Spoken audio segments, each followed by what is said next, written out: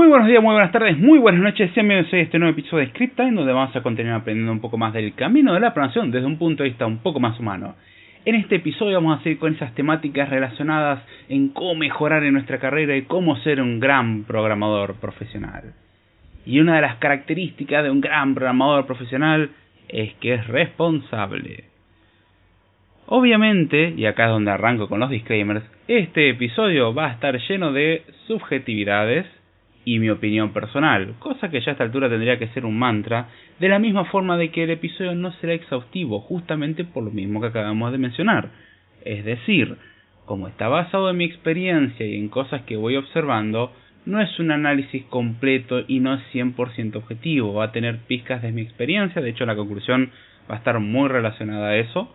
Pero bueno, voy a tratar algunos de los puntos que creo que caracterizan a un gran programador profesional y creo que es algo fundamental para que un programador pueda llegar a ser profesional. Alguno me podrá decir, con prácticas fraudulentas yo puedo llegar a tener los mismos resultados. No vamos a hablar de eso específicamente, salvo en el final del episodio y quizás en otro episodio que de hecho vamos a hablar un poco más relacionado al tema, que tiene que ver con una de las grandes fallas o uno de los grandes problemas que tiene hoy en día la industria del software en general, o la persona que aspira a la industria del software. Eso lo vamos a discutir en dicho episodio. Pero bueno, si prestaron atención al título y a lo que venimos diciendo hasta ahora, ¿cuál es una de las características de un buen programador? Ser responsable. Y este episodio va a estar lleno sobre responsabilidades. Así que si usted quiere un camino fácil y bonito en donde todo se resuelva de una forma bella y sin esfuerzo, este no es su episodio y tampoco este tendría que ser su podcast. Si se siente cómodo en este entorno, en este podcast, y no tiene ganas de, no sé, esforzarse, creo que estoy haciendo algo malo honestamente, hágamelo saber en tal caso para corregir. Pero bueno, este episodio no está enfocado a hacer algo sencillo.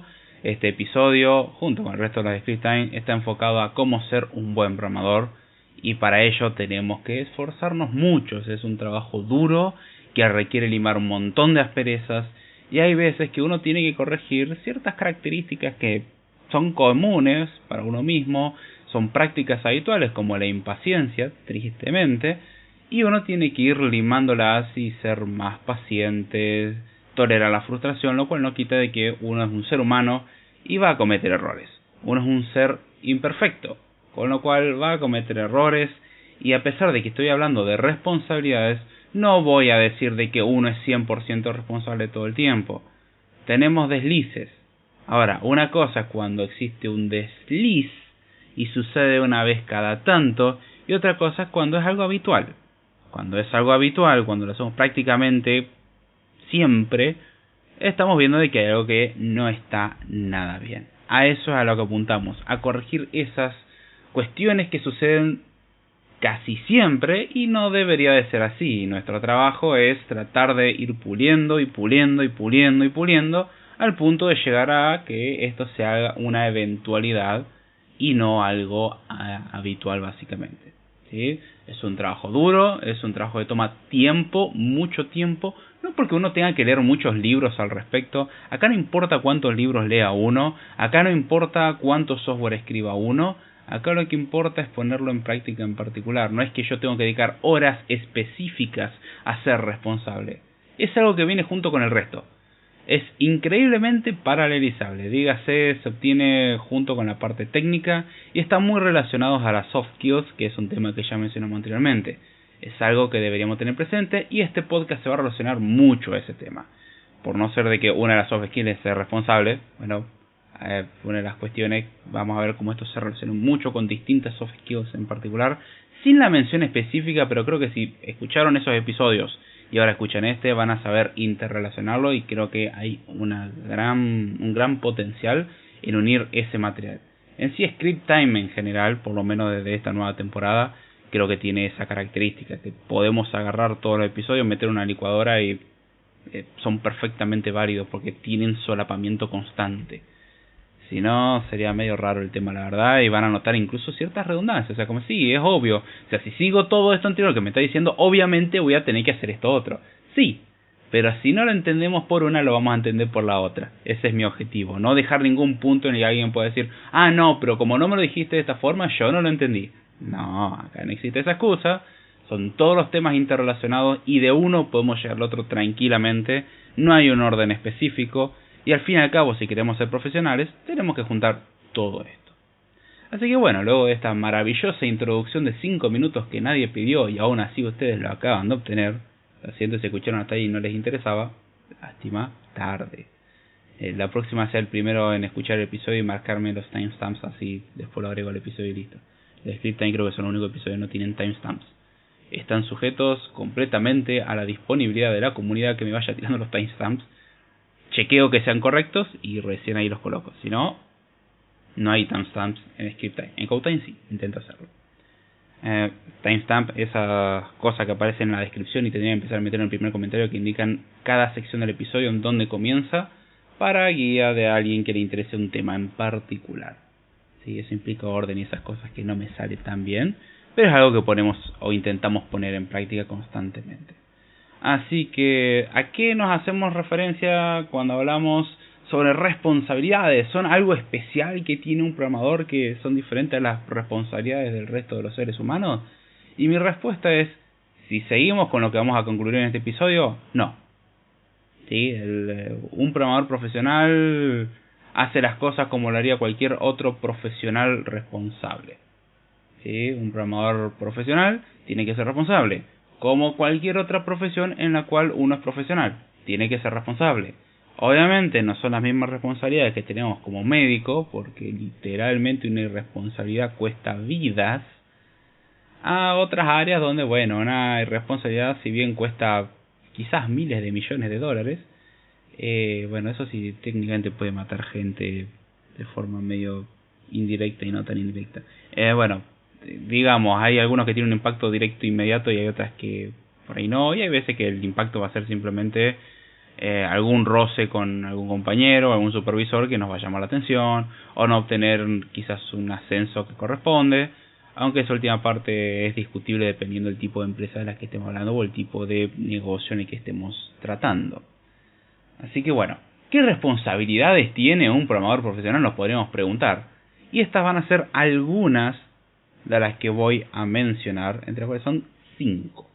¿Sí? Vamos a ir una por una y vamos a ver cómo una viene inmediatamente después de la otra y en realidad no hay un orden en particular. Todas son importantes. Voy a hacer mis remarcaciones sobre algunas en particular, que es donde veo que fallan muchas las cuestiones. Así que bueno, vamos por algo muy obvio a cosas que tristemente a veces no son tan obvias. Responsabilidad número 1, o de qué debería ser responsable un programador profesional: de entregar un producto funcional. Es decir, uno desarrolla software de forma maravillosa, escribiendo mucho código y usando herramientas mágicas. Digo esto porque para el resto del mundo que no entiende el área técnica parece magia. No, no es magia, es un montón de cosas juntas, entre ellas herramientas, código, intérpretes en el medio y bla bla bla, que lleva a tener un resultado. Bueno, algo muy obvio, pero tristemente muchas veces no se cumple, es un programador responsable se va a encargar de que el producto sea funcional, es decir, de que el programa que desarrolla o el código que escriba, mal que mal funcione. No estamos hablando de que funcione bien, que funcione. Y uno me dirá, y obvio, porque si no funciona no sirve para nada. Y es sí, hasta que me acuerdo que me he topado muchas veces con compañeros en donde literalmente esto no se comprobaba. O sea, se subían cambios a los repositorios y bueno, delegaban para, bueno, ahora generen una versión de esto y súbanlo a la tienda, por ejemplo en aplicaciones, que ni siquiera habían probado y se les preguntaba, ¿y lo probaste? Y la respuesta es sí. Hasta que hacíamos un pull, intentábamos instalar las dependencias, bien, intentábamos abrir el proyecto y el proyecto no compilaba. Lenguaje de programación compilado, chequeo básico, compila. Eso no me garantiza que funcione, ni siquiera que funcione bien. ¿Compila? Y la respuesta era no compilaba. ¿Por qué? Porque cuando se subían las cosas al Git, lo que faltó era subir ciertos archivos. o ciertos cambios que hacen que, bueno, la configuración subida al fin y al cabo no tenga sentido. O sea, si tenemos un proyecto que tiene 300 archivos y en las subidas nos saltamos uno que he usado en varios lugares, y bueno, obviamente no va a compilar. Si el archivo no se usaba en ningún lugar no va a haber problema, pero si el archivo en algún lugar se lo mencionaba, tenemos un problema. Bueno, eso es algo que puede suceder alguna vez por alguna distracción, pero me ha tocado ver casos en donde o la persona era cosa más distraída que vi en mi vida, o ya si uno tiene ese nivel de distracción tal en el trabajo, yo no tengo que pensar que uno es distraído como una excusa, sino ya como un problema. O sea, yo mismo por distracciones he omitido soluciones obvias, o me ha pasado que me olvidé de hacer algo, como preparar todo un mensaje súper complejo, bla bla bla, listo, explicando toda la situación, y olvidar de dar al botón enviar. Me ha pasado. O sea, justo me distraje y me olvidé de mandar eso, y al rato o a las horas me preguntan, che, ¿pudiste ver otra cosa? Y yo como, sí, yo te... Perdón. Lo manda uno. Y ahí lo que queda es decir, me distraje, perdón, me olvidé, no me di cuenta, se me pasó, pensé que lo había enviado. Son cosas que pasan, no estoy queriendo decir que uno tiene que ser perfecto y uno no puede fallar, uno puede tener pequeños tropiezos. Y pasa, la distracción es algo que puede suceder. Pero si es un patrón en nuestra vida, ya es un problema. ¿Sí? No es lo mismo a tener un dolor en algún momento por un golpe que nos damos, a tener un dolor constante. Un dolor crónico, no está queriendo decir algo, que algo está mal. Un pequeño dolor pasa y es un golpecito por, justamente, valga la redundancia, una distracción. No sé, golpearse el dedo del pie contra una pata de una mesa o algo por el estilo, clásica. Y bueno, es dolor y es correcto dado lo que sucedió y sucede rara vez. Ahora, si uno constantemente se va tropezando, quizás habría que revisar si no estamos teniendo otro problema, o tenemos problemas visuales, o literalmente somos tan desordenados en que hay una caja, un paquete o lo que sea en el medio de nuestro camino que tenemos que ir habitualmente. Quizás, tan solo quizás, habría que mover esa caja a un costado porque está obstruyendo el paso. Uno me dirá, bueno, pero la caja la necesitamos. Muy bien, pónganse en un lugar en donde sea fácil de encontrar y al mismo tiempo no sea una causa de tropiezo. Aunque sea, si tenemos un pasillo, moverlo para uno de los costados del pasillo. Algo que suena tan ridículamente obvio, yo no sé por qué, pero la gente tiene un problema en general, que cuando le pone una pantalla o una computadora enfrente, de repente su capacidad de pensar se anula. Pero es impresionante, lo veo en personas que no son técnicas, en que si le ponemos una pantalla enfrente, de repente es incapaz de tomar decisiones. Clásica que siempre comento. ¿Desea borrar el archivo? Borrar, no o cancelar. O sea, hay dos opciones. ¿Qué querés hacer? Y siempre me preguntan, ¿qué hago? Y no sé, ¿qué querés hacer? ¿Querés borrar o no borrar? Sí, quiero borrar. Bueno, ¿cuál de las dos opciones te interesa? ¿Cancelar? Esto que parece un chiste, me encantaría que fuese un chiste de mal gusto. Lamentablemente lo veo más seguido de lo que quisiera admitir. Y lo veo constantemente. La gente es como que no piensa cuando hay una pantalla. Porque yo hago la pregunta verbalmente y es completamente clara la respuesta, como si uno estuviese tratando de idiota. Ahora, cuando lo planteo con una pantalla enfrente, de repente la capacidad de razonar se anula completamente y uno es un completo inútil.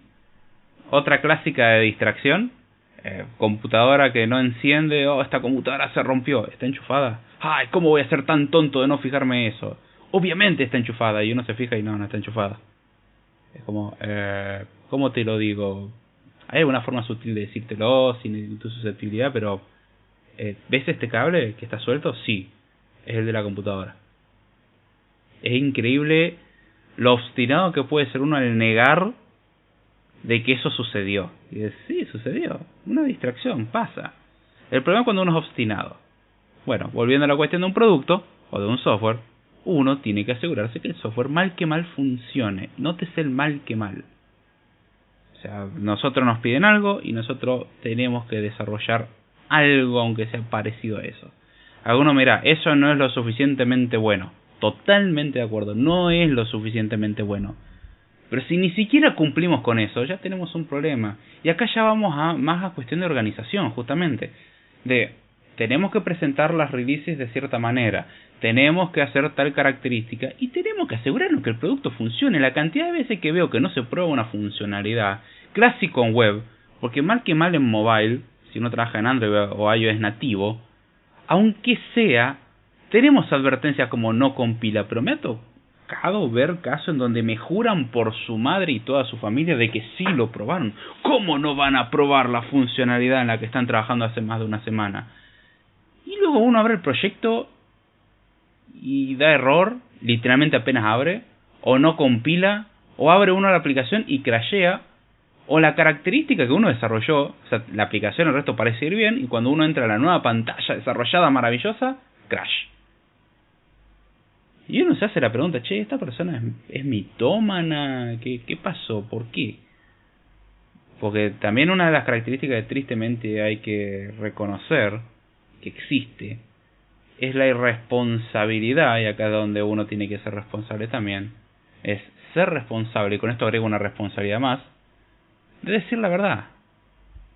Así que voy a agregar eso. Ahora no son 5, esa era la cosa que nunca termino de hacer bien, que es nunca dar un número porque después pueden variar. Pero uno tiene que decir la verdad. Viene un poco dentro de la parte de funcional, pero también sale un poco más allá de eso. ¿Y a qué viene esto? Reconocer cuando uno mete la pata. No, bueno, pero es que el problema es del SDK y bla bla bla. ¿Vos lo probaste? No. Bueno, el problema es uno. El SDK es una herramienta más. La herramienta no es mala de por sí, es lo que uno haga con la herramienta. Obviamente hay herramientas que tienden a fallar. Es cierto. Pero, o sea, hay herramientas de mala calidad. Pero eso no quita la responsabilidad que tiene uno. Uno tiene que ser responsable de decir la verdad. Con todo lo que esto cuesta, básicamente renunciar a su orgullo. Porque implica admitir de sí, yo metí la pata. Y esta es una clásica de que se mete la pata en algo grande. Y constantemente, hay empresas que tienen tristemente esta filosofía. Y es, ¿quién tiene la culpa? Y he trabajado en lugares donde la cosa funciona así. Se busca que ruede la cabeza de alguien. No necesariamente con un despido, pero como una forma de chivo expiatorio. Y es una política horrible, es una práctica horrible, es una cultura horrible, es totalmente incómodo y hace que uno vaya con temor constantemente. Cuando uno es un ser humano y puede fallar, obviamente hay consecuencias graves a veces. He visto cómo por errores tontos, muy tontos y muchas veces de distracción se perdieron $20.000 fácilmente. Por unos minutos y distracción. $20.000 a la basura. Perdón, euros en este caso. Y alguno me dirá, bueno, yo conozco números más grandes. Sí, totalmente, pueden ser números estrepitosamente grandes. Estoy tirando un caso pequeño por una distracción ridícula. Una distracción ridícula, 20.000 euros de costo. Hay cosas que salen muy caras y uno tiene que a veces admitir, decir, sí, metí la pata. Ahora, no basta con decir metí la pata, porque si no uno va a aplicar la clásica de, oh, sí, me equivoqué, oh, sí, me equivoqué, oh, sí, me equivoqué, y uno parece demostrar que no es responsable y no aprende. Y uno tiene que aprender de sus errores. O sea, no solamente basta decir la verdad, sino uno tiene que aprender. Uno tiene que aprender a hacer bien las cosas. Uno tiene que aprender de sus errores y corregir, enmendar. Uno puede equivocarse, pero uno es responsable de aprender y decir, ok, no voy a cometer ese error. Y si hay algo que no sé, lo aprendo, porque no puedo justificar en mi ignorancia de que algo lo hice mal solamente porque, no, a mí no me lo enseñaron. A mí no me enseñaron cómo usar esta biblioteca, entonces listo, voy a hacer un software que funcione totalmente mal. Pero a mí no me enseñaron. Y lamento decirle que si usted trabaja en la industria de software, usted es responsable, otra responsabilidad más, de saber lo que tiene que hacer, de saber cómo funcionan sus herramientas. Eso es una responsabilidad que vamos a mencionar más adelante. Esto parece ridículo, pero hay veces que uno tiene que aclararlo. Es impresionante ver cómo puede haber tal nivel de irresponsabilidad. Está bien, si el lugar se encarga de buscar siempre un chivo expiatorio y que ruede una cabeza a la hora de que uno comete un error, yo entiendo que uno tenga temor, es razonable. Ahora, si el entorno no es así, hay veces que uno tiene que agarrar, tragarse un poquitito ese orgullo que tiene, que le vendría bastante bien, y admitir de, perdón, fui yo. Hay empresas que tienen la política contraria Y no es la política de buscar que rodee una cabeza solamente, sino que su política es: acá jamás admite un error. La culpa será de cualquier otro menos mía, y es literalmente una política empresarial. O sea, es un nivel más allá de el quiero que rodee una cabeza. Es no solamente quiero que rodee una cabeza, sino que voy a asegurar de que aunque yo haya cometido la negligencia más grande, jamás admitirla. Y me parece una de las políticas más ridículas y dañinas que existen. En mi opinión, obviamente depende de la empresa, esto puede ser más fácil o más difícil, pero si uno quiere ser un verdadero profesional, hay veces que uno tiene que admitir que cometió un error. Decir la verdad: sí, cometí un error. Y duele, porque a veces que el error es tonto. Y uno se siente tonto al respecto. Pero uno tiene que hacerlo. Y no solamente reconocer el error, sino uno tiene que aprender del mismo, porque es muy linda la frase: del error se aprende. Yo generalmente lo cambio a: del error se puede aprender, no necesariamente se aprende. Queda medio implícito en uno, yo prefiero explicitarlo, porque la gente piensa que si yo cometo muchos errores porque voy a aprender mucho entonces. Y no funciona así. Hay gente que comete los mismos errores luego de 50 años y no tiene la más mínima intención de cambiar. Y eso es un problema. Una persona responsable se adapta porque quiere hacer su trabajo de forma responsable. Entonces, uno es responsable de entregar un producto funcional, y en esto viene el saber decir la verdad cuando hay que decirla, responder a tal caso y aprender al respecto. Es muy importante aprender al respecto. ¿Qué otras responsabilidades van? Ya perdí la cuenta de cuánto vamos porque son medio difusos la frontera entre uno y otro. Uno solamente tiene que ser responsable de entregar un producto funcional, sino que uno tiene que ser responsable de entregar un producto funcional que haga lo que tiene que hacer. Alguno me dirá: ajá, o sea, esto es exactamente lo mismo que lo veníamos hablando. No, esto va más allá todavía, porque el grado de responsabilidad que veo muchas veces amerita el dividir esto en dos apartados. Primero, hacer algo que funcione. Puede que no sea exactamente lo que se pidió. Y después, que haga lo que tiene que hacer. Acá es donde ya nos metemos en un área medio turbia, porque hay muchas veces que las políticas de ciertos lugares no son muy éticas, que digamos, y en tales casos prefiero apartarme honestamente. No me gusta trabajar en un negocio que no sea ético en ese aspecto. Creo que uno de los casos conocidos a esto, creo que era Volkswagen, si mal no recuerdo, ¿era Volkswagen? Mercedes-Benz. Era una alemana. Perdón, no soy muy dado a los vehículos. Creo que era Volkswagen. Corríjame en tal caso en los comentarios. Tendría que haber preparado esto, pero se me ocurrió el ejemplo recién. Sí, los script times son un poco más improvisados. Había pasado el hecho de que, bueno, aparentemente la empresa había pedido poder trucar los resultados de los test de emisiones, de tal forma que cuando se detectara que el auto estaba en test, diera un rendimiento que en la vida cotidiana, en el día a día del vehículo, no era así. Es decir, el vehículo contaminaba mucho más de lo que daban los test. ¿Por qué? Porque en los test funcionaba de una manera y en la vida real funcionaba de otra. Se hizo un caso judicial al respecto y de parte de la empresa se respondió que los desarrolladores decidieron incorporar tal cosa, y los desarrolladores diciendo: a mí me pidieron que yo lo implemente.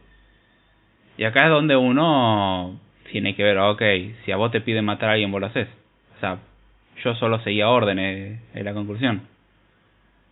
Muy probablemente lo que pasó es que la empresa lo pidió, porque no veo razón por la cual un desarrollador haría eso, aunque no voy a negar que uno tiene un grado de curiosidad de: che, ¿puedo saltarme cierta restricción de seguridad? Y uno lo hace por mero interés propio. Me ha pasado lo mismo de desarrollar herramientas que oficialmente no se me pidieron, pero que veo de utilidad para mi día a día, y en tal caso, si veo que son útiles, las termino compartiendo diciendo: che, usen esto porque a mí me está resolviendo un montón de problemas. Ya van varias herramientas que en mi trabajo actual, sobre todo, y lo he hecho en otros trabajos, me gusta desarrollar herramientas de ayuda. O sea, no solamente me gusta desarrollar lo que estoy desarrollando, hay veces que me gana el querer hacer herramientas que me ayuden a mí o a otros. Y es súper genial hacer herramientas, no sé, me encanta. Ese aspecto, hay veces tengo que aprender a decir: esto no es lo que tenés que estar haciendo, tenés que estar trabajando en otra cosa, y bueno, poner a hacer lo que se supone que tendría que estar haciendo. Pero hay veces que dedicar un rato a desarrollar una herramienta en muy poco tiempo demuestra la ganancia. O sea, vale la pena. Es aparentemente una pérdida de tiempo en una cantidad de tiempo razonable, pero la ganancia es tan grande que pierdo 5 horas y a cambio me gano 2 días en muy poco tiempo. Es ganancia pura. Pero bueno, en el caso de esta marca de autos que trucaba los resultados de test, uno podría decir, bueno, si los desarrolladores lo hicieron por su cuenta, ya vamos mal. Pero si los desarrolladores lo hicieron siguiendo órdenes, me pone en duda un poco sobre la ética del desarrollador. Entonces, si piden empezar a hacer de que el software del vehículo haga que cada tanto se estrelle, y bueno, porque hay que justificar ventas, entonces cada tanto el auto va a registrar como que el usuario pegó un volantazo cuando nunca lo hizo y va a chocar. Y eso puede salir muy caro, literalmente puede costar vidas. Alguno podrá decir, bueno, lo reducimos poniendo que si están todos los cinturones de seguridad en uso y bla bla bla, recién ahí fallamos, pero como nadie va a auditar nada, no pasa nada. Pero son cosas que uno pone en duda la capacidad de esa gente de ser ética. De hacer, no solamente hicieron bien su trabajo, pero tristemente lo hicieron para un mal uso. El desarrollo o las herramientas de software son, como indica su nombre, herramientas. Un software no es malo. Ahora, si uno hace que el software haga cosas horribles, ahí es donde tenemos el problema. Un desarrollador responsable es responsable de que su producto haga lo que tiene que hacer y lo hace de forma ética. No es robando, no es mintiendo, porque también pasa muchas veces de que uno hace que haga algo parecido a lo que se solicitó, esa es otra, porque hacer la funcionalidad solicitada es complicado, entonces uno se hace el tonto y es como, no, sí voy a hacerlo, y uno hace algo parecido, y hay veces que para el ojo inexperto pasa bastante desapercibido eso que es parecido. Suena ridículo, pero o sea, si no es algo muy visual, muchas veces pasa desapercibido. Y la funcionalidad de fondo no hace exactamente lo que se pidió. Sobre todo desde el punto de vista de alguien de producto, es muy común de que no se den cuenta de estas cosas, tristemente. Uno está abusando de su posición de conocimiento y aprovechando de la ignorancia del otro, entonces hace pasar de que sí, yo desarrollé estas cosas. Y me ha pasado lo mismo de ver gente que ha trabajado conmigo y gente que no ha trabajado conmigo, con esta característica que dice desarrollar una cosa y uno ve y visualmente parece que hace lo que tiene que hacer, y cuando leí el código me dan ganas de hablar seriamente con la persona, y no de forma muy amistosa, porque no solamente la calidad del código era atroz, sino literalmente el código tenía más chance de fallar a tener éxito. Es decir, las veces que tuvo éxito fue por azar, no porque fue intencionado. Y uno, si es un buen programador, lo que se va a encargar es que su producto haga lo que tiene que hacer, a pesar de que eso cueste mucho. Obviamente siempre y cuando esto sea ético y sea razonable. ¿Qué significa que sea ético? No haga ninguna atrocidad, no haga nada malo, no lo haga de mala manera. ¿Y a qué hacemos referencia con razonable? Porque uno dirá, bueno, razonable es como muy subjetivo, porque depende de cada persona. Sí, totalmente. Ahora, si se pide que una página web, siempre doy el mismo ejemplo que lo saqué de un meme, porque es buenísimo. Alguien pidiendo, bueno, ¿no podemos poner una foto de un espejo en un blog? Entonces el usuario se puede ver a sí mismo en esa foto. Y es, si uno tiene la intención de utilizar la webcam del usuario para meter la imagen que captura la camarita dentro de una imagen de un espejo para dar la sensación de que el blog tiene un espejo, eso es una cosa. Ahora, cuando la solicitud realmente es, si pongo un PNG, entonces ¿puedo hacer que se vea el reflejo de la persona? Bueno, ahí tenemos un nivel de ignorancia importante en alguien que creo que no lo debería tener, número uno. Y número dos, es responsabilidad de uno decir no. Es responsabilidad de uno saber decir que no. Lo cual nos lleva a la siguiente responsabilidad: saber decir que no. Y acá, esta es difícil. Tiene que ver un poco con lo que veníamos diciendo, de hacer las cosas que se tienen que hacer, pero hay veces que uno tiene que reconocer de que no es posible. Queremos que tal feature se haga en tal tiempo, no se puede. Quiero una red social súper funcional en 2 semanas, no se puede. podemos aprovechar redes sociales preexistentes. No, queremos una nueva, una nuestra, que funcione con estas animaciones súper locas y que haga esto que no hace otra red social. Es una red social donde uno sube stickers, solamente stickers, y los stickers se editan con una herramienta que tiene la propia página o plataforma que nosotros vamos a hacer, y tenemos que desarrollar también esa herramienta. Tiempo estimado 3 semanas. Y uno tiene que decir, no, es imposible. Y hay gente que es tan irresponsable que dice, sí. ¿Vos sabés que sí? Yo lo hago. Y uno tiene que aprender a decir no. Hay veces que uno no puede, porque uno estaría mintiendo si dijera que sí. Y hay veces que uno tiene que decir no puede, porque literalmente no se puede. Lo que se pide es imposible. Caso que me tocó una vez. Se pidió que mediante el GPS se supiera en qué parte de un comercio uno estaba para mostrar promociones relacionadas al área del comercio. Cuando la precisión de un GPS es algo que uno, como desarrollador, no controla. Uno podrá poner en modo high accuracy, perdón si lo pronuncié mal, o sea, que sea muy precisa la geolocalización, pero el GPS de por sí tiene un margen de error de un par de metros. Y eso es un problema. Porque si estamos hablando del área dentro de un barrio, vaya y pase, pero estamos hablando del área dentro de algo que mide menos de una manzana. En el mejor de los casos mide 2 manzanas. Ahí podemos ir más o menos bien.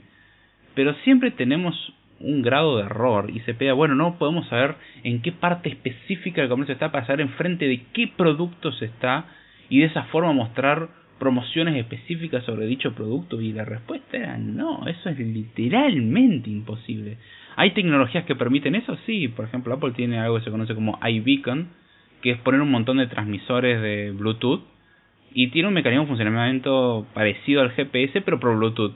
Entonces los iPhone y productos iOS son capaces de identificar eso y saber ubicarse dentro del mapa que es un comercio. Es muy utilizado eso en centros comerciales, en países donde hay una proporción de iPhone interesante.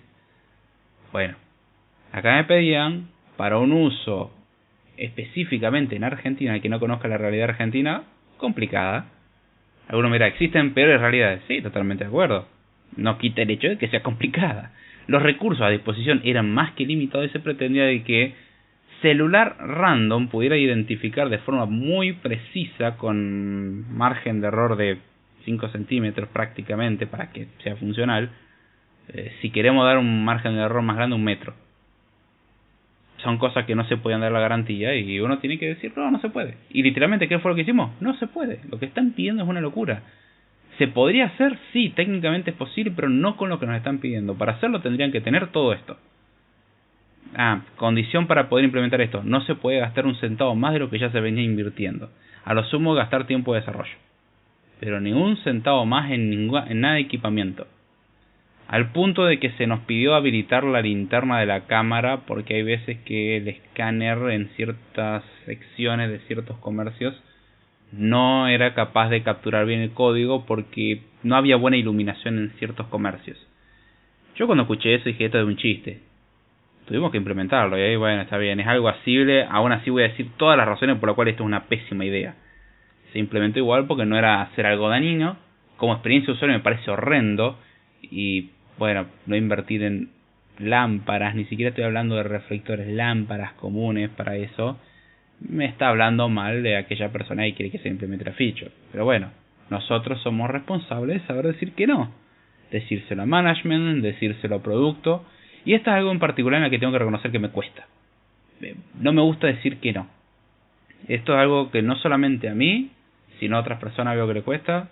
Y quizás pueda dedicar un episodio entero a saber decir que no. Es algo que me cuesta mucho y es algo en lo que estoy trabajando. Pero bueno, no quiero alargar mucho la cuestión, porque si voy a hacer un episodio específico al respecto, sigamos con el resto. Bien, siguiente responsabilidad. Uno tiene que ser responsable de saber usar las herramientas con las que tiene que trabajar. Y uno mira, y esto, otra obviedad me está diciendo. Repito, son cosas que parecen obvias, hasta que ves lo que hace la gente y decís, no es tan obvia.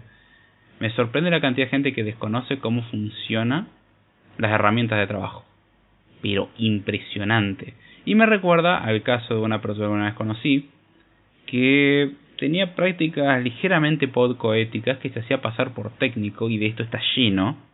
No estoy hablando de alguien en particular, pero me acuerdo de haberme cruzado en la aventura de empezar el mundo universitario con una persona a la cual, con bastante caradurez, admitía de que le decía a alguien, sí, yo te cambio la pantalla de tu teléfono, y dice, yo no tengo ni idea, pero yo voy a comprar una pantalla y yo voy a dejarlo como pueda. Y personalmente eso me pareció una aberración. El carácter de la persona era bastante particular. No voy a entrar en detalles, pero el que uno diga, bueno, yo soy un completo ignorante, pero voy a cobrar lo mismo que cobra un profesional por un trabajo poco profesional y que probablemente pueda terminar dañando el producto de un cliente, no puedo arrancar a decir lo malo que me parece. Y acá lo mismo aplica al software. La cantidad de veces que veo de gente que dice ser profesional y no conoce sus herramientas de trabajo. Si me lo dice un principiante, si me lo dice un trainee, o incluso un junior, yo se lo perdono porque es una persona que admite su ignorancia y sobre todo si dice yo desconozco, ¿me explicás por favor? Yo con todo el cariño que pueda en ese momento se lo voy a explicar, porque esa persona tiene un genuino interés, no es solamente un ignorante, sino es un ignorante que es consciente de su ignorancia y está dispuesto a aprender, y puede que no haya sido consciente de su ignorancia hasta que uno se lo haya remarcado y ahí diga, oh, he sido un ignorante, ¿cómo he de hacer estas tareas? ¿Podrías explicarme tú, querido compañero? Sí, hablan así conmigo. Y mi respuesta sería, sí, no problema, sí, sobre todo si tengo tiempo que me alcanza bien, con mucho gusto, porque algo que me gusta ver es que la gente vaya mejorando en su trabajo y que la gente trabaje bien. Porque incluso voy a llevar al plano egoísta, como suelo llevar siempre al extremo, para ver cómo incluso en el plano más egoísta de todo esto es beneficioso. Si en algo tan malo es beneficioso, en un mejor panorama, mucho mejor. Bueno, si uno es sumamente egoísta, significa ahorrarse dolores de cabeza a futuro. Porque esa persona no nos va a venir a molestar probablemente por el mismo problema una y otra vez. Y si algo es molesto, que un problema se presente 20 veces. Pero la cantidad de veces que veo que no saben usar una IDE, ojo, no es no saber usar una feature de una IDE, es literalmente no saber usar la IDE, no saber leer errores, y es literalmente no querer leer un código de error. Tengo un problema, no compila, ¿por qué? No sé. ¿Y qué mensaje te tira? No sé. ¿Pero te mostró un mensaje? Sí. ¿Y qué dice? No sé, no lo leí. Bueno, esas personas me hacen perder mucho la paciencia porque me demuestran que no tienen interés. Y justamente son personas completamente irresponsables, porque ni siquiera se responsabilizan en querer aprender. No significa el saber. Una persona bien responsable llega a un punto donde la sabe usar, tiene un genuino interés. Y muchas veces veo que no. Muchas veces veo que no saben usar las herramientas o no saben usar los lenguajes de programación. Y pasa mucho cuando uno va aprendiendo sobre la marcha, y eso lo he vivido. Uno tiene un colador de conocimiento. En realidad es una pieza de conocimiento armada con un montón de piezas chiquititas que están pegadas más o menos y que tiene agujeros conceptuales muy grandes. Y este clásico problema de lo que se conoce como self-taught programmer o autoproclamado programador, si lo queremos traducir literalmente. O sea, una persona autodidacta que aprendió programación muchas veces tiene unas lagunas de conceptos muy importantes. Hay conceptos básicos que no los tiene, y es uno de los grandes defectos del aprendizaje exclusivamente autodidacta.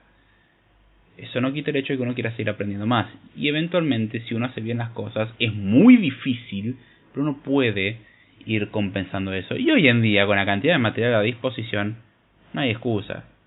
Falta de tiempo, yo lo entiendo, pero eventualmente uno llega.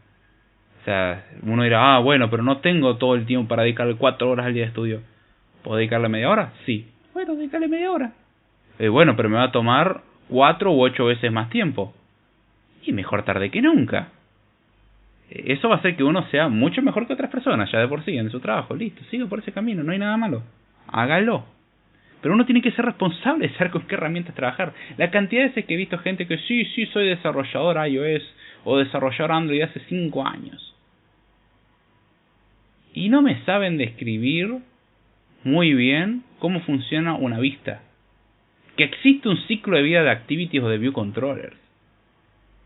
¿Para qué sirve un Navigation Controller o cómo funciona en esencia? No estoy hablando del mecanismo exacto. Pero no saber que un Navigation Controller en realidad es una pila de View Controllers, es decir, un View Controller que controla otros View Controllers, y uno se autoprograma como, no sé, desarrollador senior o semi-senior iOS, y dice tener más de 5 años de experiencia. Y yo tengo que poner mis dudas sobre esos 5 años de experiencia. quizás es un año de experiencia repetido 5 veces. Entonces, uno tiene que ser responsable y no basta como excusa de decir yo, no, bueno, es que no sé cómo funciona esta herramienta. Me ha pasado, por ejemplo, tener algunos roces en su tiempo con UX, porque habían ciertos espaciados que estaban mencionados en el diseño, en una de las herramientas, y yo como iOS no sabía cómo usar la herramienta. Y bueno, en un momento, sin querer, por apretar un botón, pude habilitar temporalmente la visualización de esas dimensiones. Y después compartí ese conocimiento con compañeros. Ahora, eso no quita de que uno, cuando vi esa cuestión, dije, quizás lo que veo normalmente no es lo único que hay. Quizás tenga que aprender un poco más. Y tengo como pendiente todavía el aprender un poco más a esas herramientas visuales. Si bien yo no voy a hacer cosas con esa herramienta visual, aunque sea tener conocimientos básicos. Está como en una prioridad intermedia para abajo, porque tengo otras cosas mucho más prioritarias, pero está en la lista de cosas a mejorar.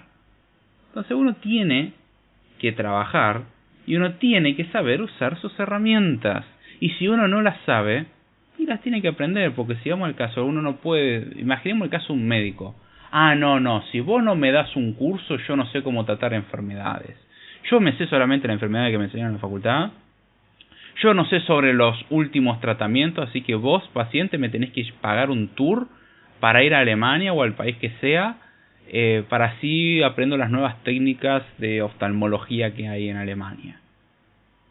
Bueno, los médicos van a congresos y muchas veces lo que terminan haciendo es cubrir con su dinero para poder ir a dichos lugares y adquirir dicho conocimiento. Es una inversión. A cambio, esa persona después puede vender su experiencia. Lo mismo aplica en mobile. Hay conferencias y lugares de desarrollo, o lugares donde se van gente que se dedica a desarrollar, muy profesional, y muestra cómo ellos resolvieron muchos problemas. Y me ha tocado estar en algún que otro lugar así, tendría que ir a más de esos, honestamente. Y hay gente, además que sirve para conseguir contacto como loco. Pero es impresionante la capacidad que tiene ciertas personas. Hay algunos que son unos charlatanes importantes, pero hay otros que tienen una cantidad de conocimiento importante. Y uno es responsable de actualizarse. Yo no puedo decir, yo hice un curso que me pagó una empresa en la cual trabajé hace 5 años de desarrollo iOS. Porque hace 5 años, creo que hace 5 años SwiftUI no existía o recién estaba empezando. No me acuerdo bien cómo va la cuestión de años con SwiftUI. Estoy medio perdido por ahí. Pero cambió mucho la forma de desarrollar. Hay muchas mejores herramientas. A ver, SwiftUI fue con iOS 13. Voy a hacer la cuenta en vivo. O en la grabación. iOS 13, ya estamos en iOS 16. Así que pasaron 3 versiones, una versión por año. Al menos 3 años. Y hay muchas cosas que cambiaron. Por ejemplo, antes de iOS 13 no existía Combine. Y a partir de iOS 13 existe Combine. Una biblioteca que sirve para hacer interfaces reactivas de forma nativa en iOS sin instalar nada más. Soporte 100% nativo. Y como el manejo de Garbage Collector, si prestamos atención. Está bastante bueno por eso. Es como un RX Swift, pero versión propia de Apple, básicamente. Ahora bien, uno es responsable de aprender las nuevas herramientas. Si uno va a otra empresa y dice, a mí si no me pagan los cursos yo no voy a aprender nada. Obviamente que la empresa nos brinde las herramientas para actualizarnos, es bueno para ellos y es bueno para nosotros. Pero la responsabilidad final está en uno. Siguiente responsabilidad. Uno es responsable de entender el contexto de trabajo. ¿Cómo es esto? Uno tiene que entender características propias del negocio. Si yo trabajo por una empresa que se encarga de hacer reparto de paquetes, yo tengo que entender conceptos básicos de logística. Si yo trabajo por una empresa que desarrolla software para medicina, si quiero ser responsable voy a tener que tener conocimientos básicos sobre algunas cuestiones que se hacen en medicina. No significa que sea médico. Ejemplo de todo esto, y que es un grato ejemplo. Tuvo sus roces y sus problemas como todo, pero es un grato ejemplo. Yo nunca pensé en mi vida... dato contextual. Me gusta mucho aprender cosas de medicina y biología. Hace tiempo que no le dedico el tiempo suficiente a eso. No es un hobby ni nada, pero me llama la atención. Es interesante, es fascinante ver cómo funcionan las cuestiones a nivel biológico. Es impresionante. Hay tantas cosas que son impresionantes. Sí, me llama mucho la atención.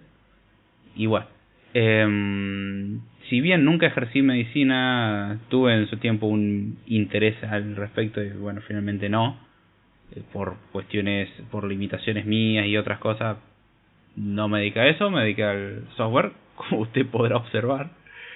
Pero una de las cosas en las que estoy muy contento de haber participado en un momento es la integración de un electrocardiógrafo en una aplicación. Y la verdad que fue una experiencia muy interesante porque me di cuenta de la falta que hay de software relacionado al respecto.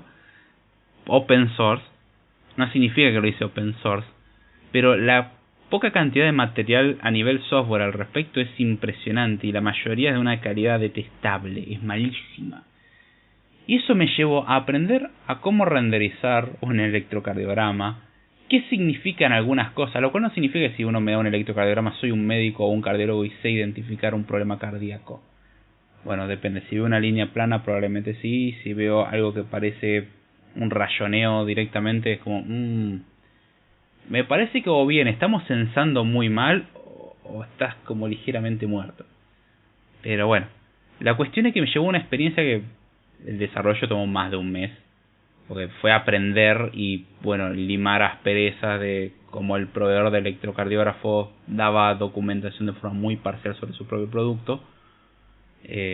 Lo cual sigue confirmando mi sesgo de que los fabricantes de hardware son un asco desarrollando software.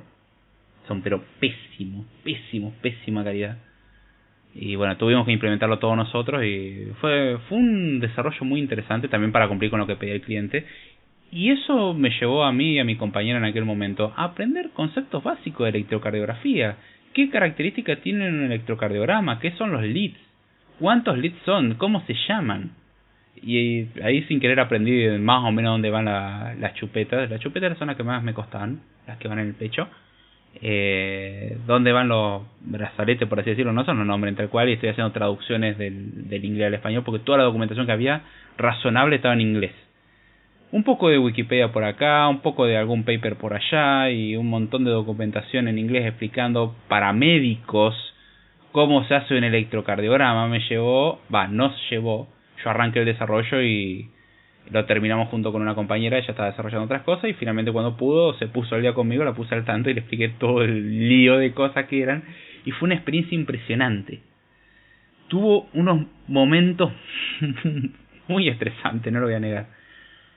Pero el recuerdo es muy grato porque me llevó a aprender algo que nunca pensé que mi vida iba a aprender. Y es una oportunidad maravillosa, aprender cosas que uno nunca pensó. Y uno mal que mal entiende un poco el negocio. Y es responsabilidad de uno decir, bueno, discúlpame, yo no sé nada de medicina. Y yo podría haber dicho eso. O podría haber dicho, bueno, no sé nada, pero a ver, explícame lo que no sé. Y también voy a buscar. Dame aunque sea algún concepto para empezar a buscar. Como suelo hacer la referencia siempre, dame una punta de ovillo donde pueda empezar a tirar, para ver hasta dónde llego. Y puede que me encuentre con limitaciones de que, bueno, es conocimiento demasiado avanzado, pero muchas veces no. Entonces, uno es responsable de entender un poco cómo funciona el negocio, y muchas veces uno dice, no, mi responsabilidad es escribir software. No vamos a hablar si software lindo o feo. Software, yo escribo programa, a mí no me importa cómo funciona el negocio. Y si uno quiere desarrollar un buen software para el cliente o para la empresa que uno está trabajando, y uno tiene que entender mal que mal conceptos básicos. No estoy diciendo que sea un experto. Obviamente, cuanto más experto sea al respecto, mejor. Hay casos en donde una persona que se dedicaba a logística en la propia empresa aprende a desarrollar software y empieza a automatizar procesos de logística. Entonces esa persona tiene un contexto muy potente sobre el negocio, porque viene directamente de ahí. Hay veces que no, hay veces que una persona viene del sector como yo, que vengo del sector de software y me tocó trabajar en software relacionado a comercio, software relacionado a salud, software un poco relacionado a logística y así, y uno aprende conceptos. Y software relacionado a manejo de dinero, y uno aprende cosas y dice, bueno, ya sé dónde meter o no mi dinero, por ejemplo, o qué tan confiable, o cómo funcionan algunos mecanismos que uno se hace la pregunta, che, ¿y esto cómo funcionará? Por ejemplo, yo sí me pregunté cómo funcionaban los OTPs, eso es el One Time Password, que muestran las aplicaciones, y después de desarrollar software para una empresa lo entendí. En sí usábamos una herramienta de terceros, pero no importaba, porque entendí el mecanismo interno. poco de ingeniería inversa y razonamiento lleva a eso. Entonces son cosas fantásticas que uno puede aprender y son un valor agregado que uno tiene como empleado. De hecho, si uno trabaja en una empresa pequeña de logística, probablemente uno pueda pasar a una empresa más grande de logística, que también necesita software, porque uno ya sabe conceptos y eso es algo muy valorado en el mercado. Así que si usted quiere ser tentador para el mercado, y especialícese, aprenda más cosas, no diga solamente tengo que aprender software, ser responsable, aprenda sobre su negocio, porque incluso no solamente le va a servir para lo que está haciendo ahora, sino que le puede servir para el futuro. Entonces, muy importante entender sobre el negocio, porque eso nos ayuda a hacer software de mejor calidad que resuelva realmente los problemas, porque muchas veces producto se le ocurren soluciones no tan óptimas y uno puede decir, ¿y por qué no lo hacemos así? O sea, uno junta un poco el conocimiento técnico que tiene, un poco el conocimiento del área y decir, a ver, con las herramientas técnicas que sé, esto que más o menos entiendo para dónde va, lo podríamos hacer de esta otra forma, y uno lo hace como propuesta. Y sorprendería la cantidad de veces que eso ha salido bien. Y la cantidad de veces que es ignorado como, callate, vos no sabés nada de diseño, vos no sabés nada de producto. Bueno, esos lugares son detestables. ¿Qué quieren que les diga? Así que uno es responsable de entender las cosas en las que trabaja. Y finalmente, no quiero extender mucho más el episodio, la última responsabilidad, uno es responsable de que las cosas se hagan de manera segura. Probablemente termine haciendo un podcast al respecto, voy a ver si armo lo suficientemente bien esto. Pero uno es responsable de hacer que un software sea seguro, que la información del cliente esté guardada de forma segura y que no se le pueda dar un mal uso. Creo que si alguien ha seguido las noticias relacionadas al software y el sector público argentino, sabrá muy bien, pero esto no es algo exclusivo del sector público argentino, es algo que sucede en múltiples sectores. Es impresionante la negligencia y el pésimo uso de datos que hay a nivel estatal. Eso no significa que en el sector privado no exista exactamente el mismo problema, pero el sector estatal tiene una tendencia a esto muy preocupante. El sector privado es otra historia, también tiene que enfocarse en estas cosas, en mejorarlas, pero es triste ver cómo se filtra información, cómo se guarda mal la información. Ya le digo, después puede quedarme un podcast al respecto y haya un off topic, ¿cómo se llama esto? Un crossover al respecto de ese tema en otro podcast en el que participo de vez en cuando. Lo mencionaré cuando eso suceda. Pero es impresionante la irresponsabilidad que tienen las empresas, la irresponsabilidad que tienen las empresas que desarrollan el software para dichas empresas. Y es impresionante la irresponsabilidad de los propios desarrolladores. Para hablar cosas simples, guardar contraseñas en texto plano. Los otros días me tocó acceder a una página que era un seguro, ¿sí? Un seguro. Y esto algunos mirá, bueno, pero está bien, ¿no? Que sea un seguro no garantiza nada. No, totalmente. Pero un seguro, y ponían para recuperar la contraseña. Primero, la contraseña, cantidad de caracteres máximo 8. Y para varios otros servicios que he probado, 8. O sea, yo escribiendo, armando una contraseña que tenga mayúscula, minúscula, símbolo especial, número y más de 8 caracteres. Y me dice, no. Tiene que ser menos de 8 caracteres. Tienen que ser a lo sumo 8. O sea, ¿qué nivel de inseguridad es esto? Y sí. Y un seguro, esta me preocupó más, por la otra era una empresa de entretenimiento. Esto era un seguro y la contraseña puede tener a lo sumo 8 dígitos. Número 1. Creo que eran caracteres, no voy a decir dígito en realidad. No voy a mentir en ese aspecto, voy a darle el beneficio de la duda. Caracteres. 8 caracteres. Y cuando uno daba a recuperar contraseña, o bien, dependiendo del caso, si es tu primera activación, te mandan un enlace. Y en el enlace está la URL específica del dominio de esta aseguradora, con los parámetros, con el endpoint indicando que se quiere recuperar la contraseña por primera vez. Y entre esos parámetros, el usuario, ¿sí? en una query param, en un parámetro de la URL, el usuario y la contraseña. Y me costó creerlo, pero era así. Estaba la contraseña en texto plano, en parámetro de URL. Todo lo que está mal. Y era un seguro. Ah, no, pero en la home del seguro te mostraban su maravilloso chatbot de WhatsApp. Con inteligencia artificial. Y te manda la contraseña en texto plano en la URL.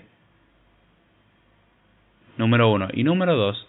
Si uno recuperaba la contraseña luego de esto, porque se le olvidó la contraseña, no es que recuperara la contraseña como tal en el sentido de, bueno, te voy a mandar un mail y entra a ese enlace de único uso y pone tu nueva contraseña porque sé que sos vos. No. Mandaban la contraseña en texto plano al correo electrónico. Recordemos, contraseña, sumo 8 dígitos, y algo que no probé, pero sí he probado en otros servicios, no tienen límite de reintentos. Así que, no sé, piénsenlo, la seguridad es algo importante y que muchas veces por holgazanería no se le presta atención. Este es un tema específico a tratar en futuro episodio, muy probablemente. Mi conclusión luego de todo esto. Si uno quiere ser un desarrollador profesional, uno tiene que ser responsable. Y esto es una consecuencia, en mi opinión, de hacer el trabajo con excelencia. Para mí un buen programador es un programador que lo hace de forma excelente. No me refiero a que es perfecto, porque como dije al principio, no existe nadie perfecto. Yo mismo cometo errores muchas veces, desde meras distracciones a errores groseros. Yo convencido de que algo va de una forma y me doy cuenta que no, o estimo y estimé mal. Yo he cometido errores graves también. Todos cometemos errores. Si uno tiene la suficiente experiencia, como dijera una persona que conozco, no voy a revelar su identidad, nunca mencionada en el episodio por la duda para que no empiecen a decir, seguro que no, nunca estuve en el episodio ni lo mencioné, que yo recuerde. Dice, ¿quién no tiró bajo producción una vez en su vida? No chill. Yo te hago... No sé si lo diría así, pero sí, tienes razón. Si tenés suficiente experiencia, en algún momento tiraste producción. Eventualmente sucede. Pero si uno es un buen programador, si uno es responsable, todo esto sucede en realidad porque uno hace el trabajo con excelencia. Siempre procurando lo mejor, entregando lo mejor. Y eso implica cosas que pueden ser irracionales para muchos compañeros, que es no.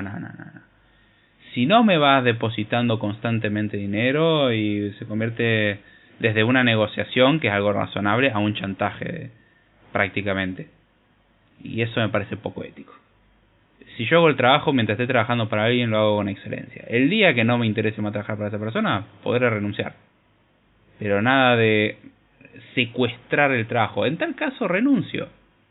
Alguno podrá decir, bueno, pero después si empezás a negociar con tu renuncia, de reincorporarte en mejores condiciones, eso lo voy a meter dentro de negociación.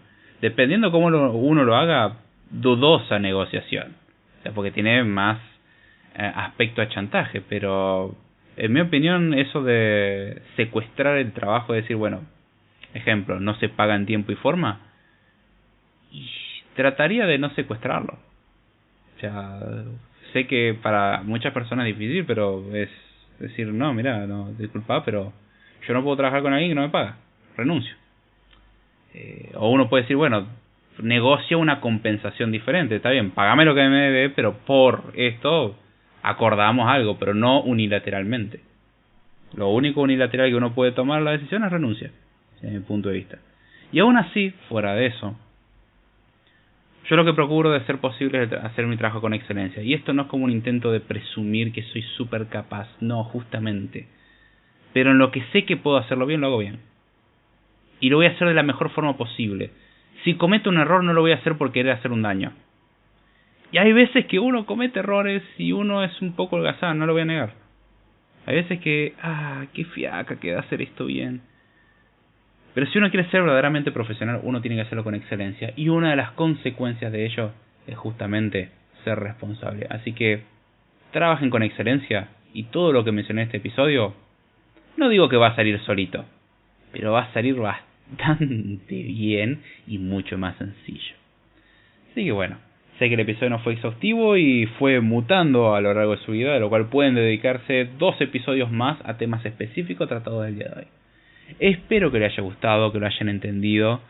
Si tienen su opinión al respecto de algunas de estas cosas, déjenmelo saber. Si ven algún error o lo que sea, déjenmelo saber, para eso están los comentarios.